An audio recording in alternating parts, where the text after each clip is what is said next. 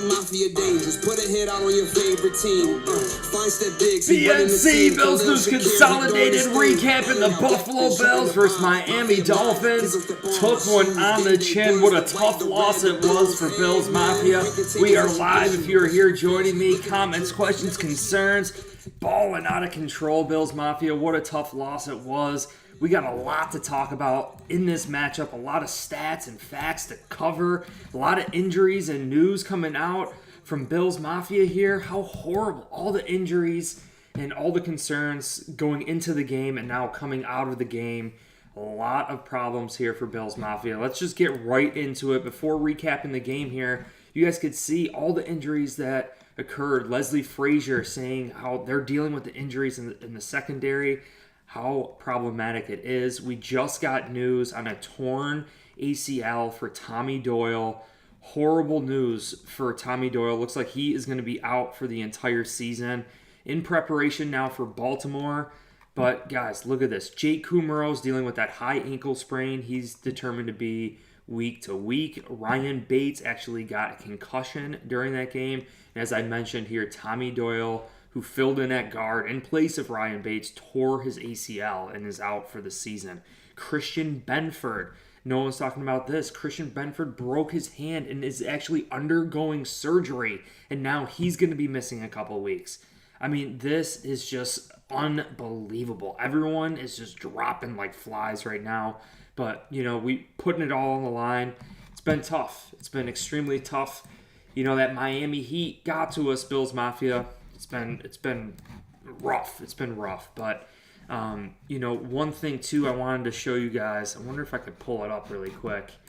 Now, the Miami Dolphins, they've been practicing in the heat. They've been ready for this moment. And if you look at Tua's rocking a shirt this week. I'm going to see if I can pull it up really quick. But Tua's rocking a shirt, and it says, "We like the heat," or "Bring me more heat," right? And, you know, it just proves that you could say that they were dealing with the heat issues too and everything, but it just proves that, you know, we weren't ready for it. We definitely were not ready for it. Even in a game plan philosophy aspect, you know, think about that drive that we had too. Think about the Buffalo Bills and what we ultimately did when we got the ball on the 1 yard line, right? We got the ball on the 1 yard line and we flipped the script and we marched it all the way down the field for like 95 yards. But think about what that did to our offense. All the guys huffing and puffing, fully freaking exhausted. So although the Miami Dolphins statistically didn't have the stats that Buffalo did, we wore ourselves out. Like, Miami won the field of position and they won the turnover battle. You know, I rewatched the game today, so you look at it, and even penalties too. There was a lot of penalties that we're going to get into.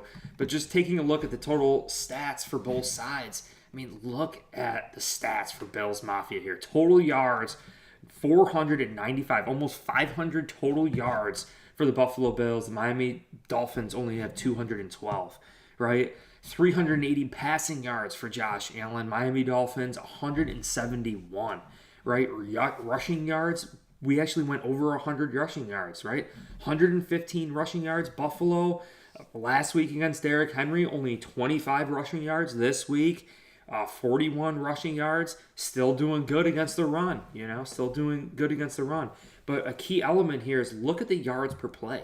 Look at the yards per play. Like, we had 5.5 yards. They had 5.4. So we were just as explosive. They were just as explosive as us.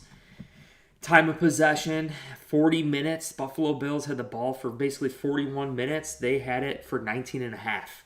Penalties, Buffalo Bills had 7 penalties for 52 yards. Miami Dolphins, 4 penalties for 20 yards. You know, Bills, we gave up 4 sacks. We sacked them twice. Third down efficiency, we were 11 to 18. They were 3 for 8. Fourth down efficiency, we were 2 of 3, and they didn't even go for it once on fourth down. So it's crazy looking at these stats. It's like, how in the world did the Buffalo Bills lose, right? I mean, you look at Josh Allen slanging that ball, 400 passing yards from Josh Allen, 2 touchdowns. You know, so after watching the game, I was really thinking about what ultimately happened during this game. And I think Ken Dorsey, this is like the first criticism I have that I could see during the game. It was like, maybe not running the ball enough, or like running the ball out of like maybe an I formation or with Josh Allen under center. All the runs were coming from that RPO style, and they were really knifing in there and getting the running backs in the backfield. Plus, I still would like to see more carries from James Cook, especially in a game that's close where we needed to play. We just needed that spark, right? And James Cook is that player that we drafted to present us that spark. He only had one carry for 3 yards, and it's tough. I think he did have a target too, James Cook. Actually, it looks like, he had 4 receptions for 37 yards. So, we gave him 5 targets, but I like the fact of trying to get James Cook running the football, out of the backfield. I really think that's a good idea there. And the sweep, too. From what I've seen with James Cook is when he does better with a sweep. Right now, I think for him to just learn the NFL and the game, in the offense and everything, it's easier on a sweep. Like even in football, when I was playing running back, it was easier for me to read things running and catching the ball and just reading all the offense and the defense. When you're down, I don't know, it's just different. It's different when you're running straight at things and you're trying to have him be patient, and he's extra fast, he's extra quick. It's tough. I think I like giving him that space, that sweep, to like delay things, to make him patient, to read things on the offensive side of the football. So, week 3, this offense needs to continue to evolve, continue to do what our players do best. And I know Ken Dorsey is definitely going to be learning from this game, learning from actually what happened. And the injuries and the heat and everything that happened with Bills Mafia, it's tough. It's tough. But, like Von Miller said in his press conference, we're going to learn from this. We're going to learn from it without a doubt. But getting into Miami Dolphins stats here, Tua, are you kidding me? Only 18 passes from Tua, 186 yards. Pretty efficient there. 1 touchdown. Chase Edmonds doing a lot of the carries there. 2 rushing touchdowns from Chase Edmonds. Raheem Mostert also getting involved. But again, Buffalo only holding them to 42 rushing yards. Jalen Waddle with some explosive plays. Only 4 receptions, but check out the average there. 25.5 yards per reception. That's a quarter of the field. Every time he catches the ball, that's a quarter of the field, and he had 4 of them. So Jalen Waddle was single-handedly responsible for getting the Miami Dolphins 100 yards down the field. That's huge. That's absolutely huge. And we're looking at all the stats here, and like what happened during this game. How did the Buffalo Bills actually end up losing? And it's really unfortunate that turnover, the field position, right? Having to drive, having to have these long, sustained drives on offense ultimately wore Josh Allen out. And no one's really talking about this, but leading up to the week, if you listen to Josh Allen in his press conference interviews, he definitely did not sound and feel 100%. And I don't know if Josh Allen was dealing with a cold leading up to the week of Miami, but he definitely didn't seem 100%. Plus, with him dealing with all that heat and all that down there in Miami, we know what it's like down there in Miami in the September. But guess what? They're coming here later in the season. We're gonna squish the fish. We're gonna take care of business. But Buffalo Bills, again, we're dealing with some major injuries right now. Players are dropping like flies. Tommy Doyle looks to be out for the season now with an ACL. Christian Benford is undergoing hand surgery. He's going to be out a couple weeks. Man, the Buffalo Bills, it's getting scary. It's getting really, really scary here. So let's take a look here at our depth chart. Let's just see what's going on. Josh Allen, fortunately, doing good. Devin Singletary, Zach Moss breaks the longest run of his career. How about that? I think he had a decent game. Devin Singletary did pretty good too. Not so much running it, but catching the ball in the backfield. Stephon Diggs is questionable here, it looks like. He's dealing with a little bit of an injury now. Pretty crazy. Pretty sad, huh? Jake Kumaro, we already spoke about it. High ankle sprain for Jake Kumaro. He is officially week to week. Now, let's see. We got Tommy Doyle out for the season. Look at the depth. We're definitely going to be bringing some players in. Mitch Morris was out. Hopefully he's going to be a go this coming week. Ryan Bates is questionable now. Spencer Brown is questionable. He went out with an illness, but I really think he was just getting worked by Melvin Ingram too, man. Imagine the work that went into Melvin Ingram. Deion Dawkins standing toe-to-toe with Melvin Ingram. Man, I give him credit. I give him mad credit. Ed Oliver, Jordan Phillips dealing with the injuries. I just mentioned Christian Benford is undergoing surgery for a broken hand, broken wrist. Christian Benford is going to be out, man. And Jordan Poyer is questionable. Dane Jackson is out, right? And we all know freaking Micah Hyde. But one player I do want to take a look at here, and he actually played this week. Man, we're going to have to be paying attention to Jamarcus Ingram here. 6'2", 190 pounds. Jeez, he had to step up into this game, and I think he did an excellent job. Tyreek Hill, 3 receptions, only 33 yards. I think that's a pretty good job eliminating one of them. Let's just take the stats here. He had 1 solo tackle, 2 total tackles. But this kid, we got to really pay attention to him. He's going to have to step up here. Rookie Jamarcus Ingram. Woo! Time to step up, baby. Let's get it. But if you guys are watching this live, any comments, questions, concerns, recapping the Buffalo Bills versus Miami Dolphins, just wanted to get into some injuries.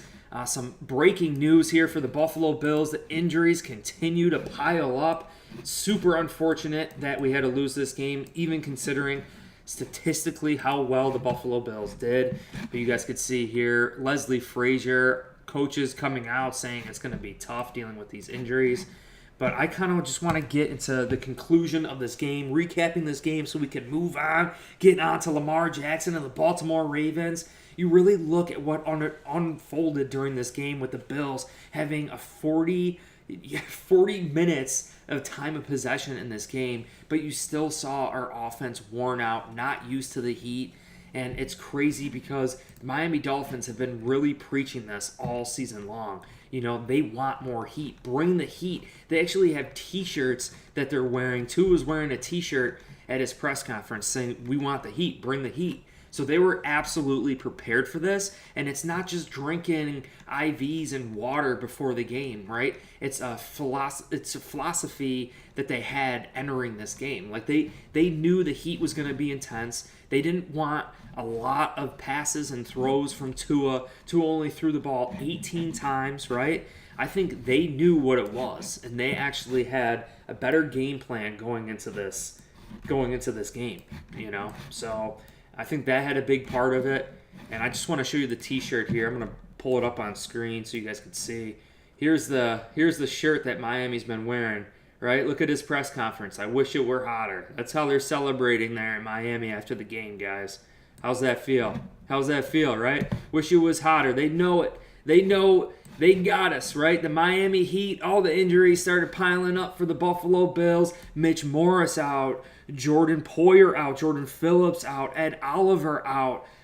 All the guys that got banged up in the game. Dane Jackson was out. We don't have Trey White. Micah Hyde was out. They could take their 3-point win or their 2-point win, right? And keep in mind, Tyler Bass had an opportunity for that field goal in the game, and I got to look a little bit closer, but I don't know. It looked like it was tipped. If Miami didn't tip that and Tyler Bass kicked that field goal, Buffalo Bills would have won. And there were so many opportunities. That's what made this game so rough, right? It made it so painful for Bills Mafia. It's because we had so many opportunities to win. And this just reminded us of the past. It reminded me of the Buffalo Bills past because we didn't have the players there to get us over those humps during the game. We've been kind of somewhat taking it for granted that one of these players is going to rise to the occasion. But Buffalo, we didn't have any players left to rise to the occasion. Everyone was down and out. Everyone was hurt. And we were just waiting for something to happen. In those close games, Buffalo continues the trend of not winning those close games,